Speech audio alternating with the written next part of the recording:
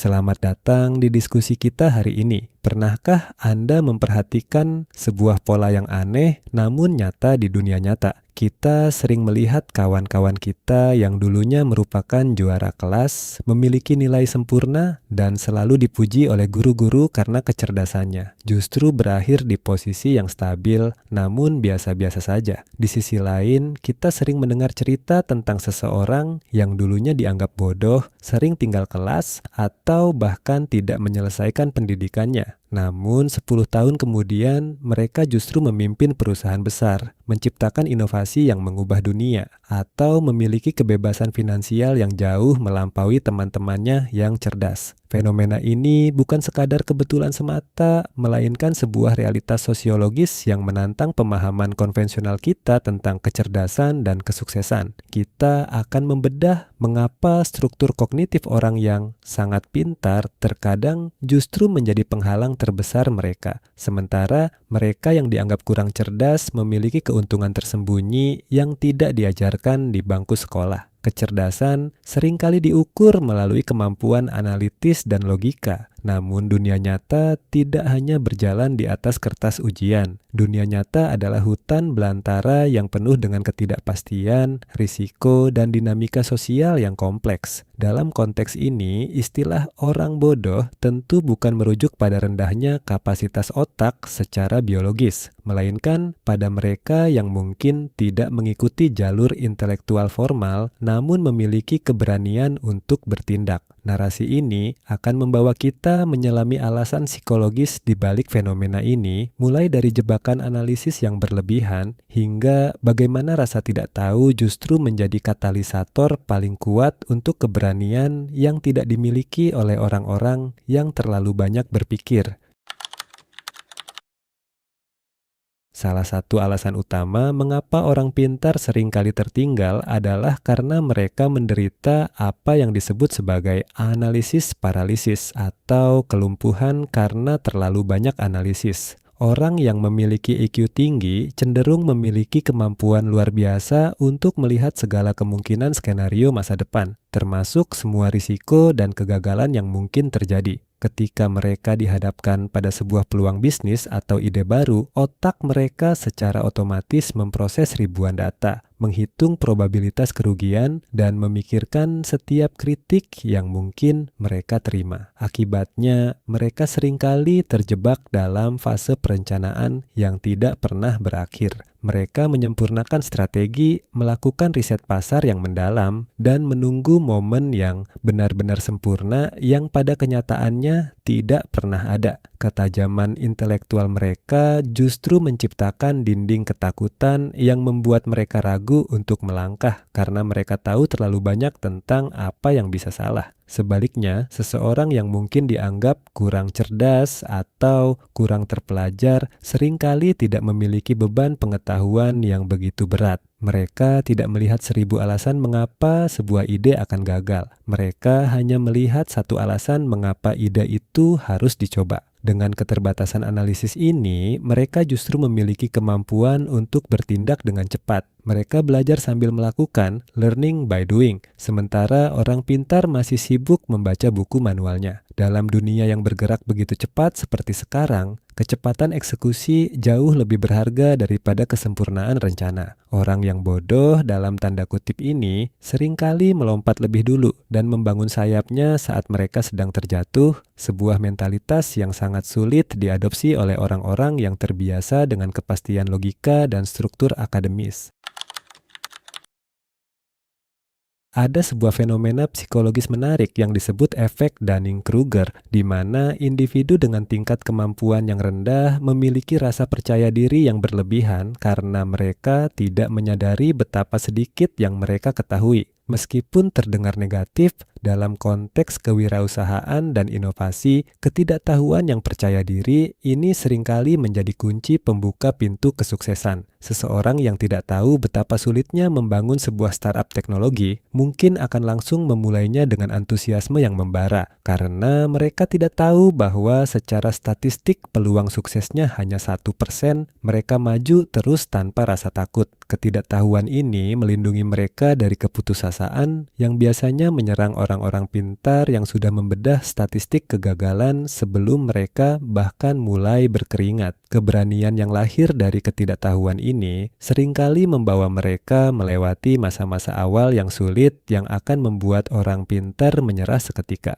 Orang pintar, ketika menghadapi hambatan kecil, akan segera melakukan evaluasi rasional dan menyimpulkan bahwa proyek tersebut tidak efisien atau tidak logis untuk dilanjutkan. Namun, bagi mereka yang kurang pintar, kegigihan seringkali menggantikan logika. Mereka terus menabrak dinding sampai dinding itu runtuh, bukan karena mereka tahu cara meruntuhkannya, tapi karena mereka tidak tahu bahwa dinding itu seharusnya tidak bisa diruntuhkan. Kesuksesan di dunia nyata seringkali bukan tentang siapa yang paling logis, melainkan tentang siapa yang paling terakhir bertahan di arena saat semua orang lain sudah pulang karena alasan yang sangat masuk akal. Dunia kerja dan bisnis adalah permainan manusia, bukan permainan mesin. Orang-orang yang sangat cerdas secara akademis seringkali menghabiskan waktu bertahun-tahun untuk mengasah kemampuan teknis mereka, namun mengabaikan kemampuan interpersonal. Mereka mungkin sangat ahli dalam matematika atau pemrograman, namun gagap dalam negosiasi, diplomasi, atau membangun jaringan. Seringkali orang pintar merasa bahwa dunia berhutang kepada mereka karena kecerdasan mereka, yang bisa berujung pada sikap arogan atau kurangnya empati. Mereka cenderung mengandalkan logika murni untuk meyakinkan orang lain, padahal manusia digerakkan oleh emosi, kepercayaan, dan hubungan personal. Di sisi lain, mereka yang tidak memiliki keunggulan akademis biasanya menyadari sejak dini bahwa mereka membutuhkan bantuan orang lain untuk berhasil. Hal ini memaksa mereka untuk mengembangkan kecerdasan emosional,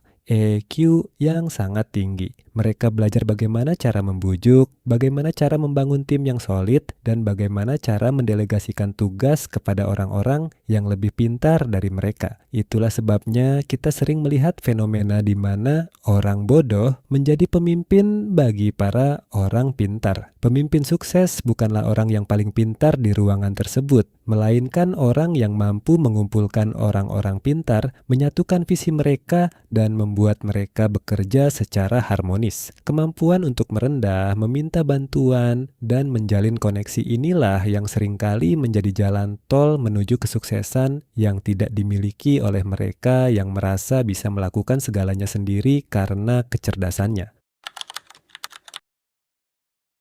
Respon terhadap kegagalan adalah faktor pembeda krusial lainnya. Bagi orang yang terbiasa menjadi yang terbaik di sekolah, kegagalan adalah sebuah aib, sebuah cacat pada identitas diri mereka yang cemerlang. Ketika mereka melakukan kesalahan di dunia nyata, mereka cenderung menganggapnya sebagai bukti bahwa mereka tidak secerdas yang mereka kira, yang kemudian memicu depresi atau penarikan diri. Ego orang pintar seringkali sangat rapuh karena dibangun di atas fondasi selalu benar. Mereka takut mengambil risiko karena takut terlihat bodoh di mata orang lain. Ketakutan akan kehilangan status intelektual ini membuat mereka tetap berada di zona nyaman yang aman, namun tidak membawa pertumbuhan besar. Bagi mereka yang sudah sering dianggap bodoh atau biasa-biasa saja sejak kecil, kegagalan bukanlah hal yang asing. Mereka sudah terbiasa melakukan kesalahan, mendapatkan nilai buruk, atau dikritik. Bagi mereka, kegagalan hanyalah bagian dari proses belajar sehari-hari. Karena mereka tidak memiliki ego intelektual yang harus dijaga, mereka tidak merasa terhina saat harus mencoba kembali untuk ke-10 kalinya setelah gagal 9 kali. Ketahanan mental ini, yang sering disebut sebagai grit, adalah prediktor kesuksesan yang jauh lebih akurat daripada skor IQ manapun. Kesuksesan sejati membutuhkan kemampuan untuk menanggung rasa malu, ketidakpastian, dan penolakan berulang kali. Hal-hal yang seringkali mati-matian dihindari oleh orang-orang